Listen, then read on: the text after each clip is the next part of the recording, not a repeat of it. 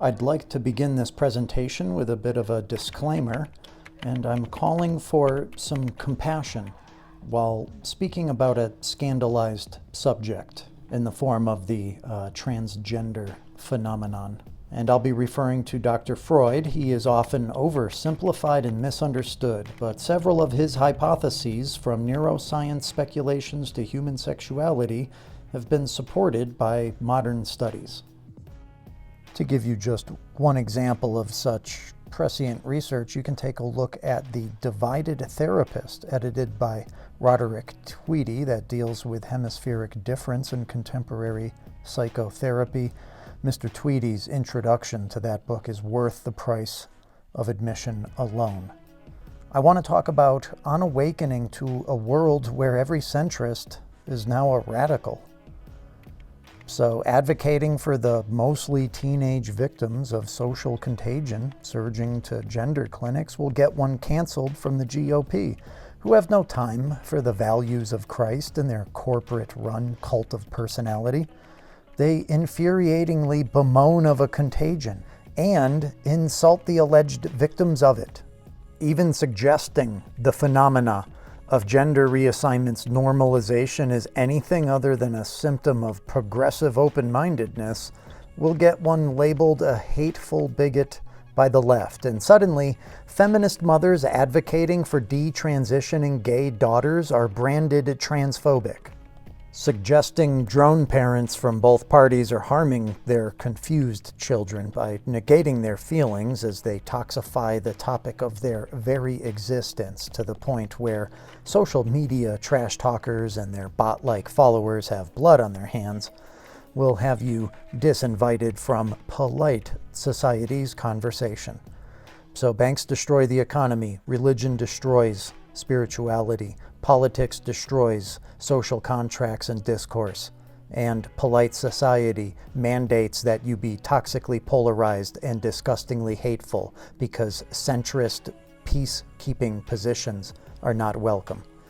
And just another disclaimer within a disclaimer here. I lived for years in Western Massachusetts' liberal hotspot of Northampton, and my views are rooted in my close proximity to and friendships within the gay community. I was also involved in Alcoholics Anonymous, which had a disproportionate amount of gay people. We'll get into that too. But I don't buy into that anti-gay mainstream so-called Christian position, but it's not all good with the gay community either. I have some issues with the alphabet community, and I feel like they've bitten off a bit more than they can chew.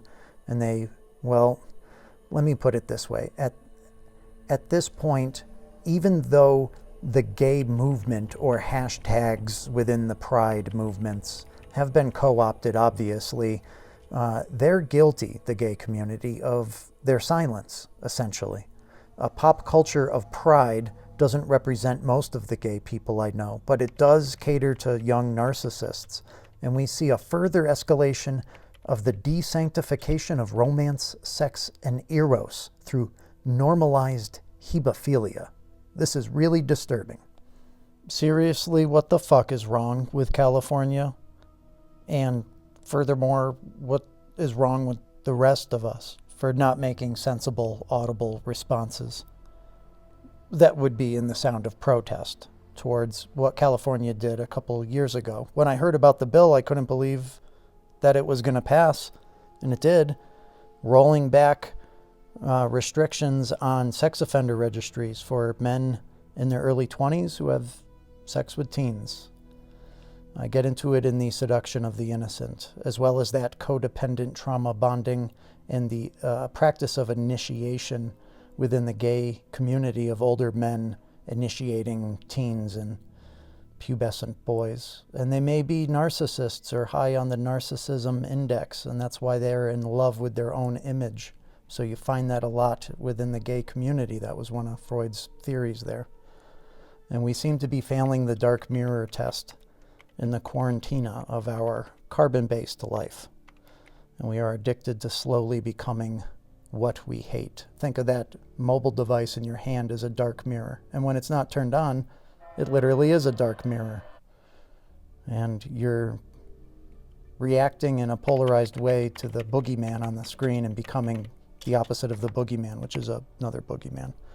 And this subject isn't for kids as much as activist parents seem to think so. There's going to be some swearing and some tough love, just to let you know.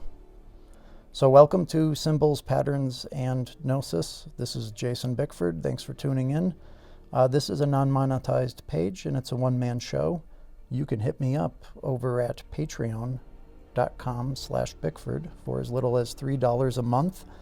I went as low as I could to try to keep it inflation-proof for now. Thank you for helping me keep this work sustainable.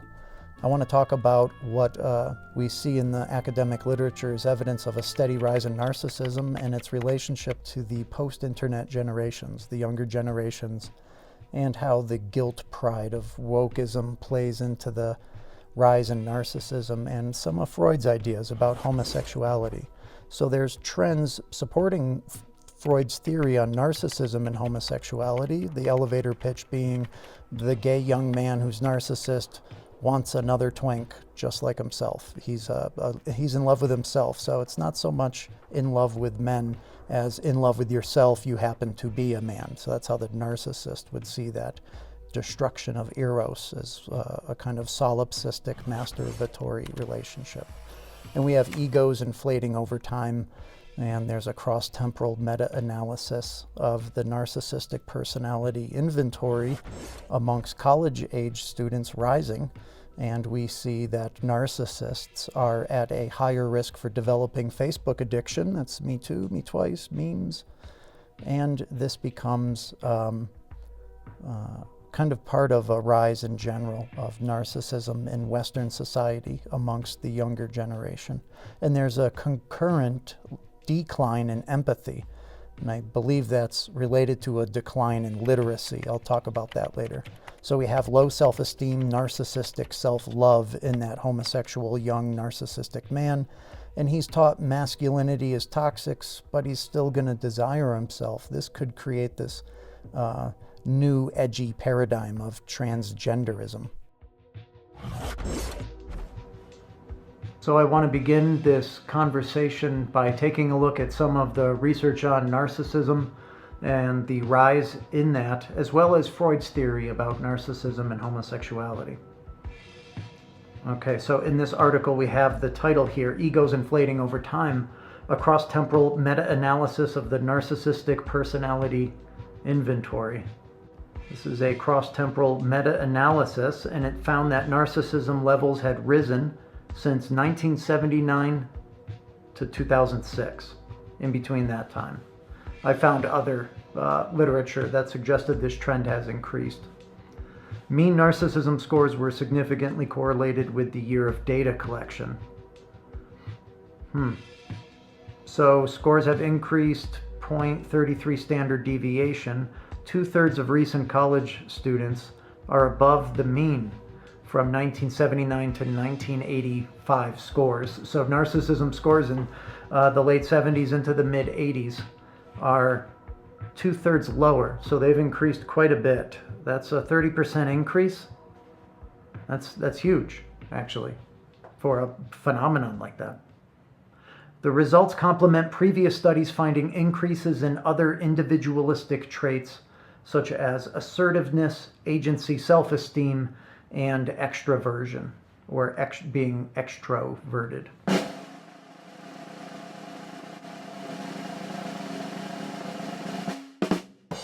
Other literature has suggested that the extroversion, assertiveness, and self-esteem might run higher with people who are very polarized in their political beliefs, and as far as the extroversion goes, it's higher on the liberal side. So we would expect to see these traits possibly slightly more represented among people who identify on the left side of the aisle, particularly if they're a hard left. What I'm saying in so many words is based on the overlap of personality traits between the narcissist and other traits of assertiveness and extrovertedness, as well as some that aren't mentioned here, like promiscuity, which is also higher among bisexuals and homosexuals, as well as narcissists. Those traits tend to run higher in people who are hard Democrats or far left.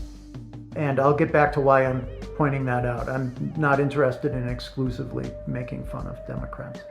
I don't vote. GOP is no bueno as well, so. But that's another video. So let's go over here. Students aggress against professors in reaction to receiving poor grades, an effect moderated by student narcissism and self-esteem. Got to go, hey, hey, ho, ho. These racist teachers have got to go, hey, hey, ho, ho. These Fuck you, George. You don't want to hear a goddamn thing you have to say. You talk so fucking much. No, you shut the fuck up. These white ass faculty members need to be holding him and all these people accountable. We don't need to be doing all things. Laboratory evidence about whether students' evaluations of teachers is valid is lacking, but results from 3 independent studies strongly confirm that professors who were generous with their grades were rewarded with higher student evaluation scores. Interesting. Don't think this is some distant memory of far, far long ago, okay? It's about us as faculty and staff, but you know what? It's also not about you. Results provided evidence that students do aggress against professors through poor teaching evaluations, and threatened egotism among individuals with high self-esteem is associated with more aggression and negative student evaluation, especially when coupled with high narcissism personality index scores. Self-enhancing biases are robust among those with high self-esteem.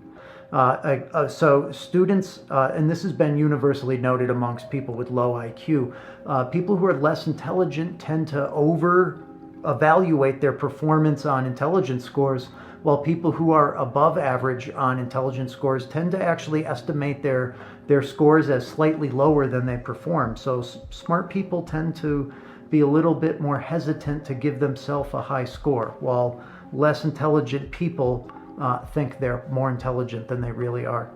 And this is also a function of the left brain. If we over-rely on the left brain, it thinks it knows more about what it knows about what it knows, and it creates a bit of a narcissistic hall of mirrors for itself intellectually to rationalize anything, and to also put up a wall of denial. That wall of mirrors is also a wall of denial. The mirror hides what's behind it. It doesn't just also show you the reflection or what's over your shoulder. It hides what's behind the mirror. So the mirror has multiple functions. The narcissist might be quite unaware of some of them.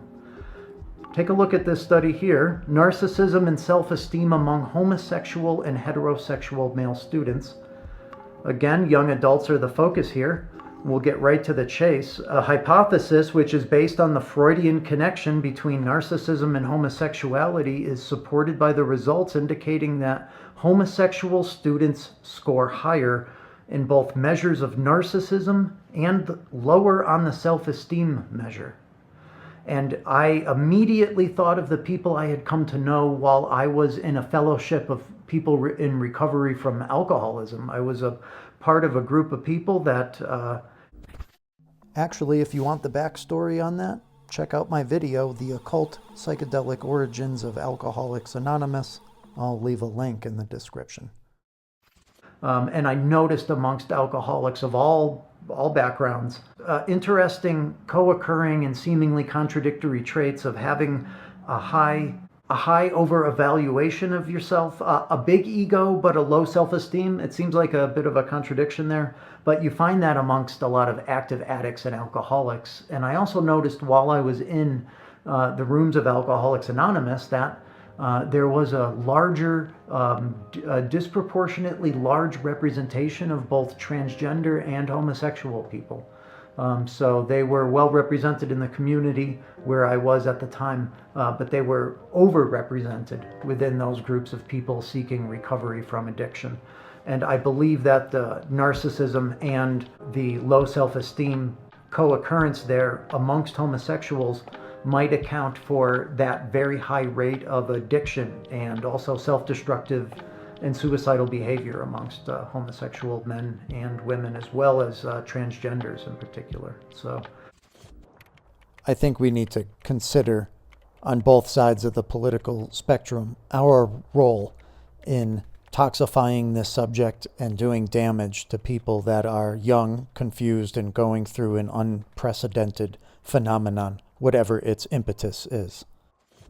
And I do believe that some of us are responsible for some of those skewed numbers, that we've cooperated in creating a cultural climate that is intolerant of people, and we should understand that we're in the middle of the transgender movement. We don't know what's going on, and we should probably be a little cautious about alienating members of our society who could possibly be going through an unprecedented spiritual event, the likes of which we don't really know about directly.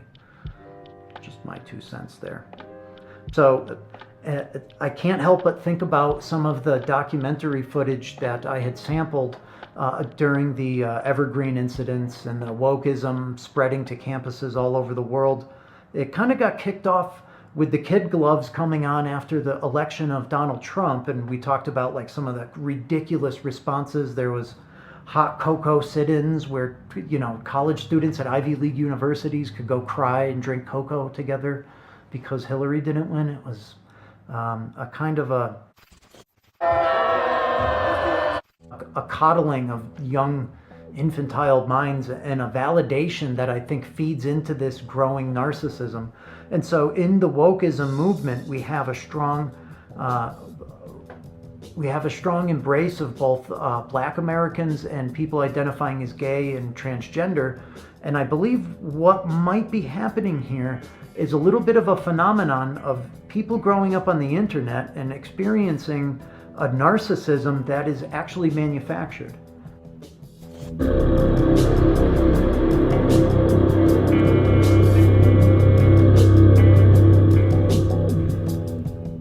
So I've heard it said that you can't create a psychopath, but you can create a narcissist. Narcissists can be created. Of course, there are children, parents will notice, that are born or maybe develop very early on narcissistic traits that are very prominent, while some people may at different times in their life display traits that are on the narcissistic index, but they're not full-blown narcissists. A narcissist is that individual that fell into the water, transfixed by his own beauty. And I think of that dark mirror of the mobile device, right? You've got your phone. I don't have a phone with me, but let's say this is my phone, and I'm doom scrolling through the metaverse, and everything's about me because I've customized my experience so that I get to see what I love and what I love to hate, and I'll get regular updates on that. So we distort the way we see ourselves by distorting the way in which we view the world by selecting this kind of hostile, negative, polarizing content all the time.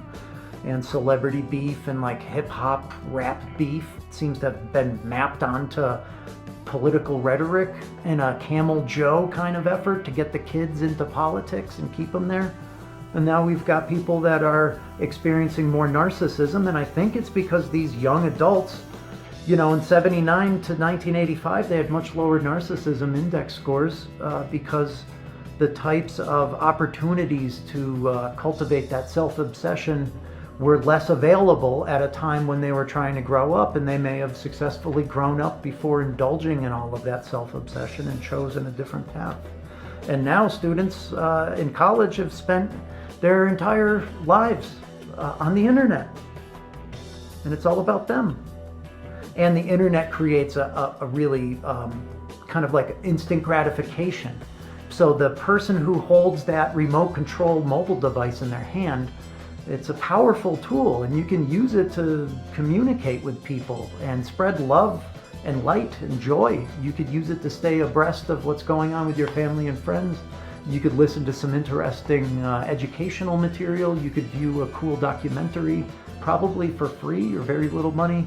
You could hit me up for $3 a month on Patreon and help unified code theory become more coherent, and we'll get to that 100th monkey effect one of these days. Or you could learn about how you're a special kind of victim and that the world's out to get you. But you have superpowers that might be hiding as symptomatically as mental disorders.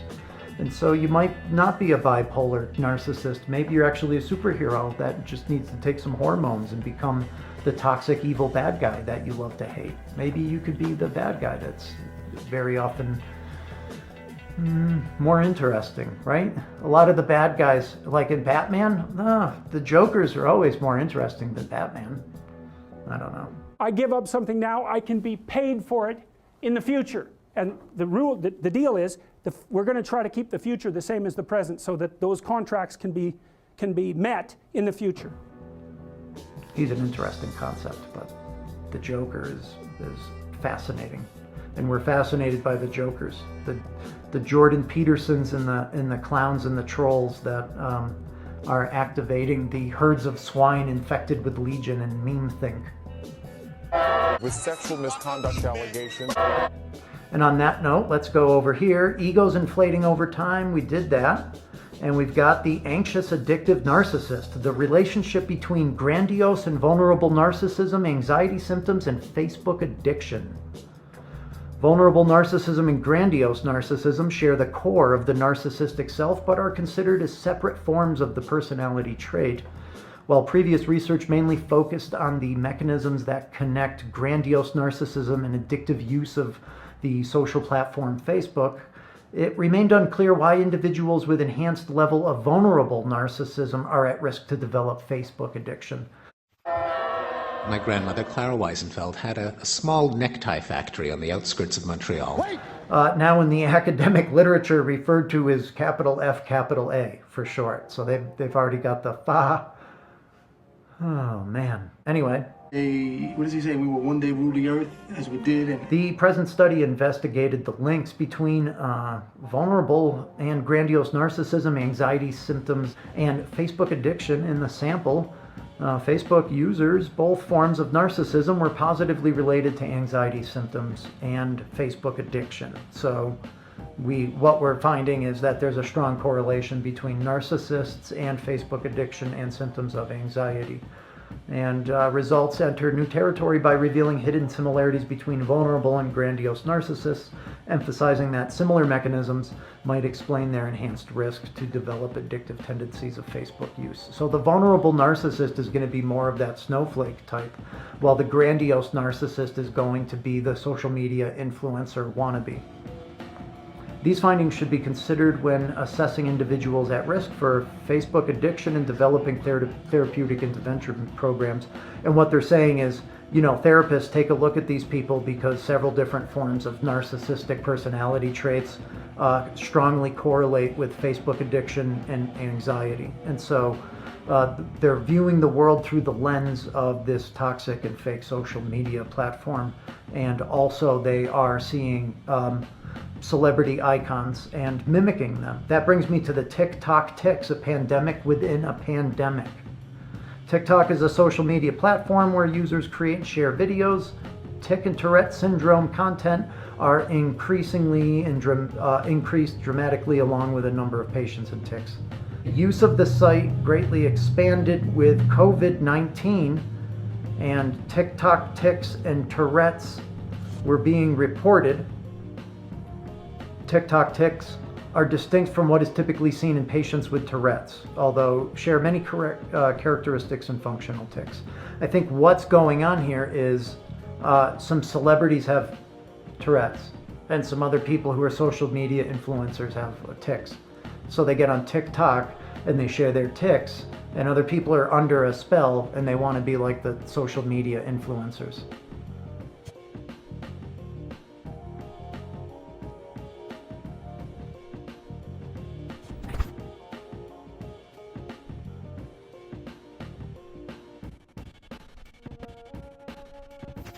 Why narcissists are at risk for developing Facebook addiction, the need to be admired, and the need to belong. So I think a number of people in a younger age group have grown up with homosexuality being normalized. And now as they come of age and try to find a self-identity and distinguish themselves from the norm, well, it's been decades since the Will and Grace effect took effect, and we don't really care if someone's gay. Who cares? There's gay Republicans, who gives a shit, right? Who cares? So how are you going to be different and special then if that's the kind of narcissistic self-obsession that you're going through while your teenage hormones are kicking in? Well, you grew up on the internet, so what do? You just share your specialness and uniqueness with the world on YouTube or TikTok, and then you become a celebrity and you get rich. Or so you think, right? So let's take a look at this. Influencer is now a popular career choice for young people. This is an interesting poll. This goes back to 2019, but there's some new research coming out of the UK and the United States. And here it says, You're listening to the economy section of The Conversation, where on the 28th of June 2022, Nina Wilmont, a research associate in the Department of Geography at the University of York, writes, Influencer is now a popular career choice for young people. Here's what you should know about the creator economy's dark side. A 2019 poll found that children would rather be YouTubers than astronauts. It made headlines and led to plenty of grumbling about kids these days. But it's not surprising that young people, up to 1.3 million in the UK, want to make their income by creating social media content. The global influencer market was estimated to be worth $13.8 billion, or £11.2 billion in 2021. Number 2 most desired profession. Social media influencer. YouTuber is number 3. That's kind of the same thing. So if you combine that for a 31%, and doctor is number 1 at 18, well, then being a social media influencer on YouTube or other platforms is by far and away almost twice as popular as the second most popular career choice.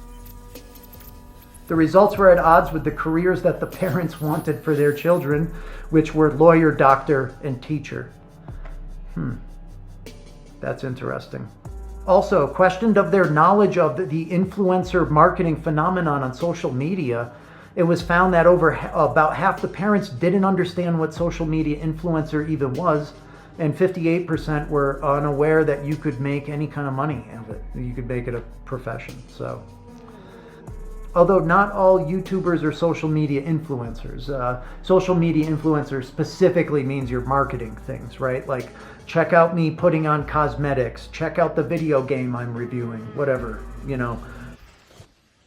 By the way, if anyone here is in advertising or marketing, kill yourself. Just a little thought. I'm just trying to plant seeds. You've got the famous kid with the toys there, Ryan's Toys, this, whatever, you know. Look at me take stuff out of my box.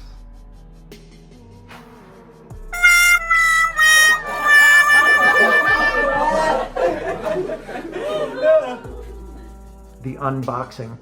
That's an interesting colloquialism and phenomenon of language that seems to map onto the transgender movement. So I think, is it possible that the social media platforms have encouraged and weaponized victimhood, made it look appealing, and then created this platform of toxic masculinity so that men are feeling ashamed of themselves and they're getting encouraged to like wear stretchy spandex clothes? Have you noticed all the jeans have like polyester in them now? I can't even get a regular pair of jeans now. It's all starting to look like women's jeans. I was trying to find a pair of sweatpants that don't have sleeves for legs with cuffs at the end, like Aladdin pants. All these tight joggers with no room to move around in. It's uncomfortable unless you get rid of some of your anatomy and become a woman, like walking around in yoga pants for all the Indian guys that invented yoga. We'll get into that in another video. That's a joke. Kind of like the sagging pants for the young black men. The yoga girls are next. I'm going to do we'll talk about them. So I'm hesitant to even go on camera too often lately because I'm talking about the rise of narcissism, and here I am buying camera equipment because I want to educate people about what I consider to be the Gnostic reclamation and a Valentinian restoration. The original platform for Gnostic Sunday School was on the channel The Gnostic Reclamation, a 21st century renaissance. I was serious about that, and that is the title of my new Substack page I'll be publishing there shortly. And differentiating between pagan pop culture and all the pagan religions under different names. We got Protestant paganism, Catholic paganism, Muslim paganism, New Age paganism, Buddhist paganism, gluten intolerant paganism. I don't know. Everybody wants to be a victim now. They got the black people thought they were in the Nation of Islam. That's a bunch of noise. Remember they had those guys dressing up like grinder monkeys, you know, with the fez hats and the bing, bing, bing. You're a monkey, Derek! You're a monkey! Dance, monkey! In your little spangly shoes! Smash your cymbals, Stimpy! Dance, Derek, dance! Derek, dance, Derek. Get up on that car with MJ. Go dance around with the pedophile. That was a joke on Muslims. You guys didn't get that? In case you forgot, representatives of the Nation of Islam surrounded Michael Jackson, who looked more like a cross between the Joker and the Penguin from Batman, as he stood atop a car and danced. The Nation of Islam follows a prophet who was a pedophile, by the way. And now we got kids running around colleges. More black kids going to college for free than ever, getting told they're fucking unicorns, and they want to lampoon all the old white professors. I think, you give some people an inch and they try to take 8 miles, and it's going to get you where it's going to get you. The internet is a wonderful tool, and it's being used by the overwhelming majority of people I know as a kind of drug that they're addicted to, and they can't talk about it. And it's encouraging people to weaponize ideologies so that we're afraid to get labeled as one of the bad guys on the other side of the polarized fence, right? So here I am as a Christian saying Christ healed a gay man, didn't say anything bad about gay people. Why don't you leave him alone and act like Jesus said, instead of being a bunch of ignorant fucking rednecks, bunch of pricks. Turn these churches into a house of iconography for the GOP. They don't conserve anything. They sell marshland to condominium purveyors, right? We're gonna stack up the brick boxes up on this marshland. Fuck the birds. Fuck them, right? That's what the conservatives do. They conserve. They're not conserving anything. They've demolished Christian culture, made a mockery of it, and sold the world out from under us to China and Bill Gates, America's heartland. So don't think I'm just poking fun at Democrats. The liberals are failing the mirror test, and they're hating and loving to hate. And I've been guilty of it, and I used to identify myself as more of a liberal, and then I had a spiritual awakening. I can't get down with a bunch of their policies. They're just paying the black community to cannibalize itself and live on subsistence just enough to stay in your lane funding, and then patting themselves on the back like, look at us, we're not racist.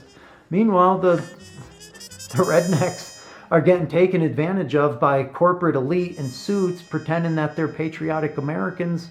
Half of them are dual Israeli citizens, and they're ready to fly up to Greece.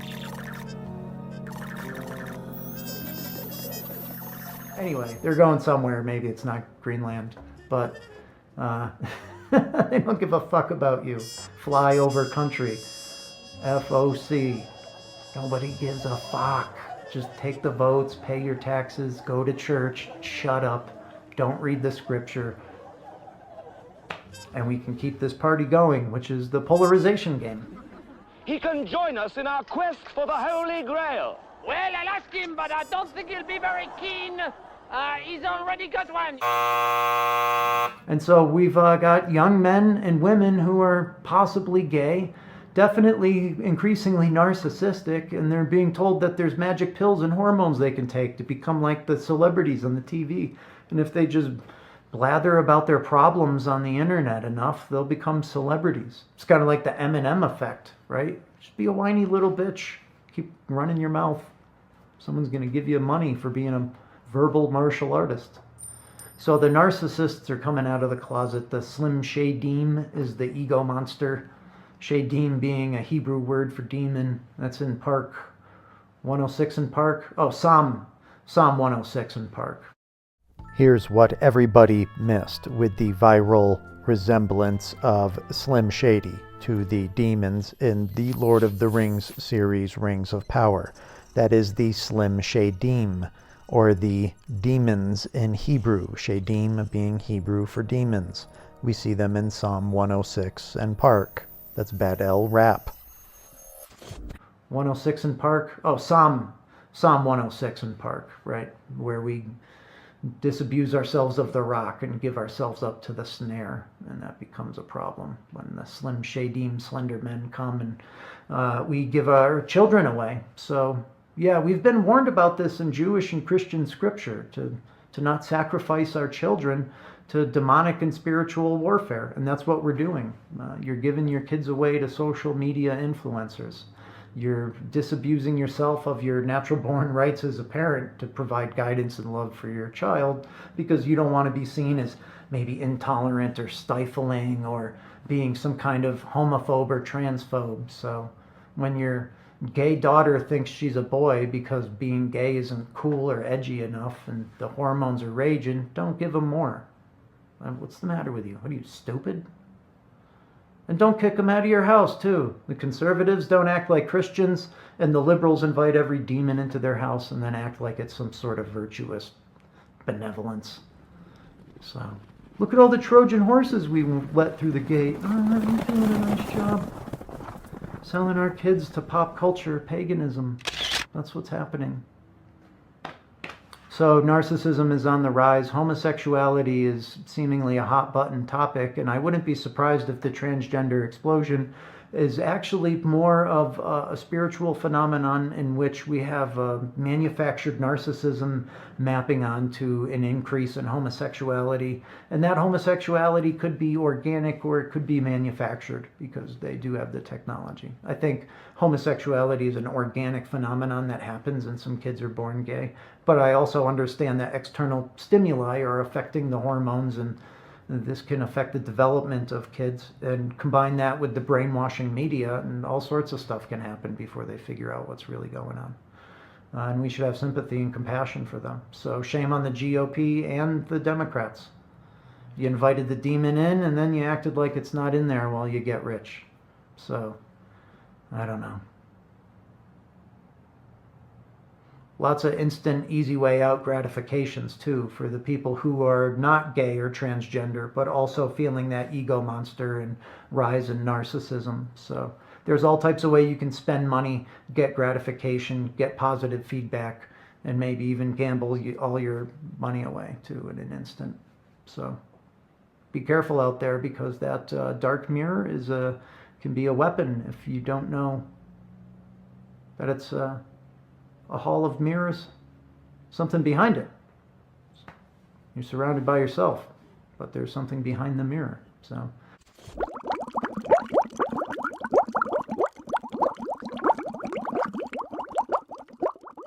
the mirror can show you your reflection, and that's the opposite, and it can show you what's right over behind your shoulder while you're looking at your reflection. That might be handy, but it also hides what's behind the mirror.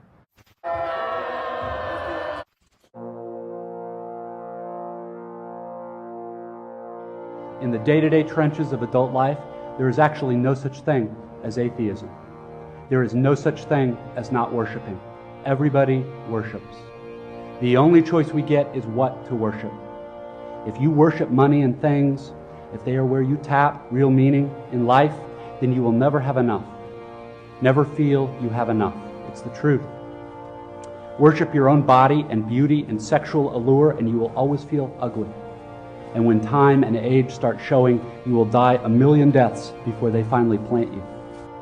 Worship power, you will end up feeling weak and afraid, and you will need ever more power over others to numb you to your own fear.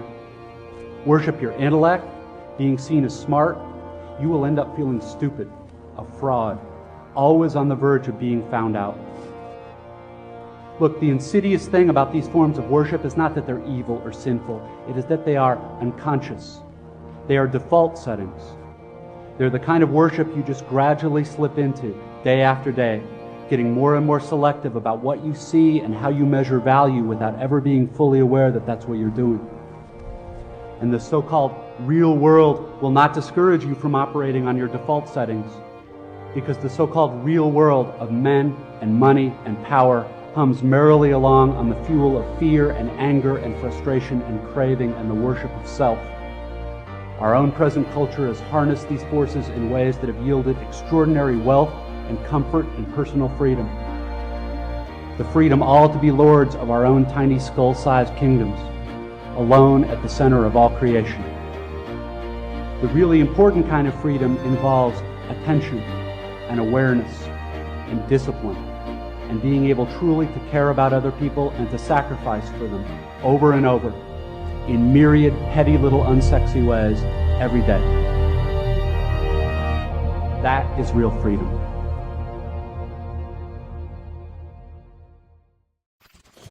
So let's talk about a solution. I mean, even if we don't have a complete blueprint of what this phenomenon is and why children seem to be so programmable, we can at least cultivate more empathy and compassion within ourselves and help our children move away from this trend.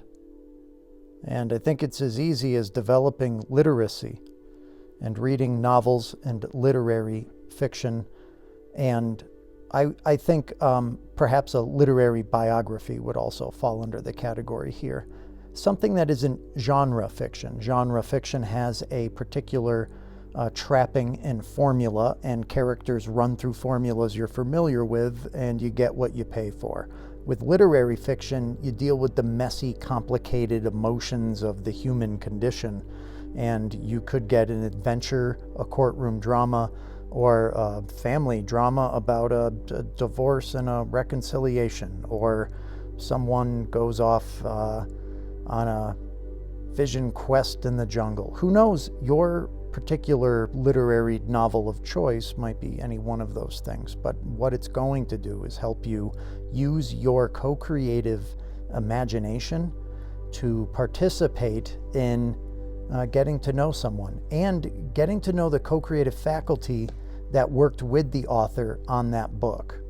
So Paulo Coelho's The Alchemist might be cliche and it might be on Oprah's book club, but I've got a nice hardcover edition here, illustrated by my favorite comics artist, Jean Mobius Girard, my Naga from another saga. This is a nice format here for this, but you can get an inexpensive copy as well. It's sold millions. If you're someone that's kind of looking to go on a spiritual adventure, or perhaps write about one that you've been on, I think that's a good primer.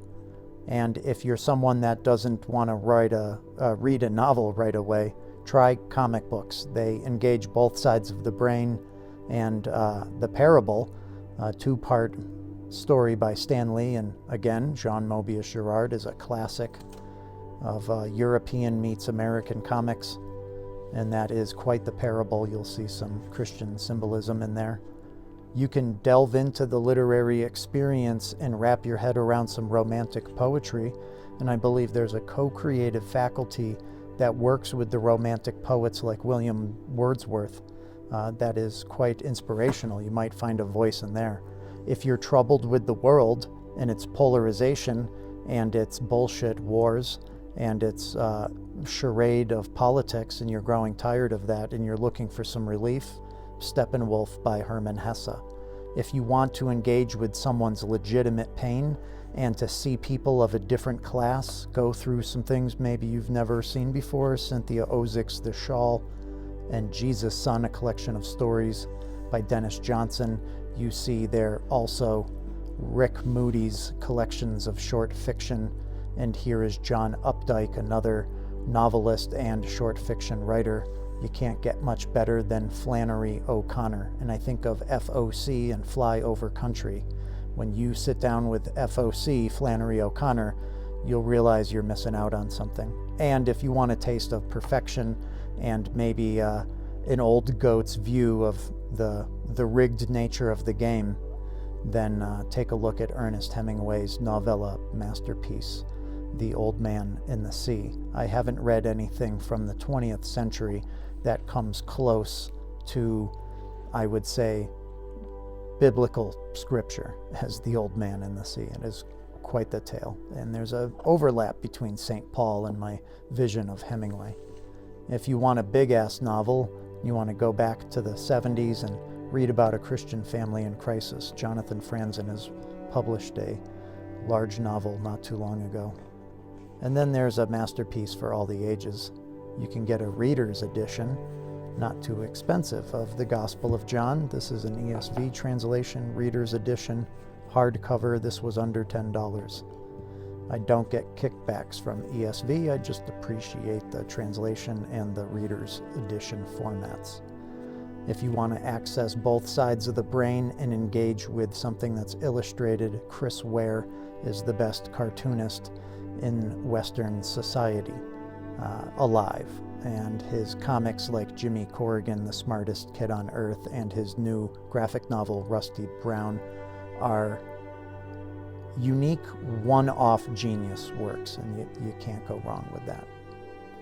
So I want to just wrap this up by saying that the types of books that I would hope you adults read with your children, that's more up to you. But I want you to consider encouraging your children to not live in a world of make-believe, but like they do on Halloween, encourage them to step in someone's shoes and walk around. But be there to guide them and make sure it's a safe experience. So kids might get a little frightened on Halloween, but we're there to protect them. The world is going to give them a lot of opportunities to play make-believe and keep a mask on all the time.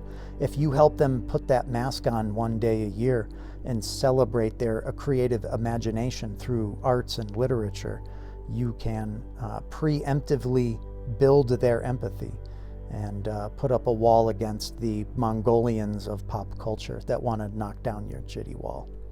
Thanks for coming out. Have a good night. God bless.